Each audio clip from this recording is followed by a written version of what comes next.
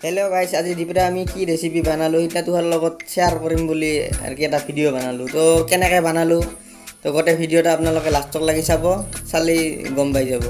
যদি ভিডিওটা তোমার ভাল লাগে তো চ্যানেলটা সাবস্ক্রাইব করবি সবে, আর সাবস্ক্রাইবে নকরা ভিডিওটা লাইক শেয়ার কমেন্ট করবি যদি ভাল লাগে। তো ভিডিওটা সবে লাষ্টক লাগি চাবি। আজিকালি ঠান্ডা সিজনত দুনিয়ার সবজি ওলায় বাজারত। তো সেইদিনা সবজি কিনি আনছো এক মনা, মানে ইমান সবজি হয়ে গেছে, সবজিগুলা খাবা নরা হয়ে গেছে। তো ভাবলো গোটেইগুলা মিক্স করে লাবড়া বানাই দিয়ে। তো কেনেকৈ লাবড়া বানালো তো এটা আপোনালোকৰ লগত শেয়ার করলো। তো ভিডিওটা চাব কিন্তু দে সবে লাষ্টক লাগি, আপোনালোকে ভিডিও নাচায়।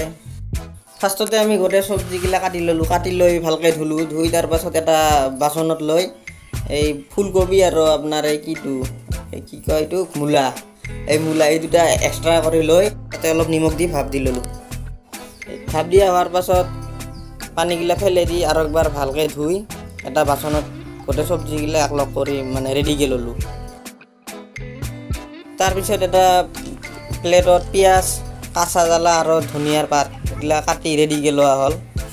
ফাৰ্ষ্টতে কেৰাহীত অলপ তেল দিলোঁ, তেলখিনি গৰম হোৱা দিলোঁ অলপ টাইম। গৰম হোৱাৰ পাছত তাতে পিঁয়াজ জ্বালা এইগিলা ঢালি দিলোঁ, ঢালি দি এইগিলা অলপ টাইম ভাজি ল'লোঁ। ধনিয়াৰ পাতখিনি লাষ্টত দিম এতিয়া ফ্লেভাৰৰ কাৰণে। 20 ছেকেণ্ডমান ভাজি লোৱাৰ পাছত ইয়াতে নিমখ, হালধি আৰু মছলা দি আৰু 20 ছেকেণ্ডমান ভাজি ল'লোঁ। তাৰপিছত আমাৰ এই গোটেই চব্জিগিলা ইয়াতে ঢালি দি অলপ লাৰি দি আৰু ঢাকি দিলোঁ অলপ টাইমৰ কাৰণে। আপোনাৰ 10 মিনিটমানৰ কাৰণে ঢাকি দিলেই হ'ব। 10 মিনিটমান পাছত ঢাকনিখন গুছে চব্জিগিলা অলপ লাৰি দি তাতে পানী দিয়ে আৰু 10 মিনিটমানৰ কাৰণে ঢাকি দিলোঁ। আমাৰ লাবৰাৰ চব্জিবিলাক প্ৰায় হ'লে এতিয়া ধনিয়াৰ পাতগিলা দি আৰু 2 মিনিটমান ঢাকি দিম। ঢাকি দিয়াৰ পাছত খাৱাৰ কাৰণে ৰেডি। ফাইনেলি আমাৰ লাবৰাৰ চব্জি খাৱাৰ কাৰণে ৰেডি।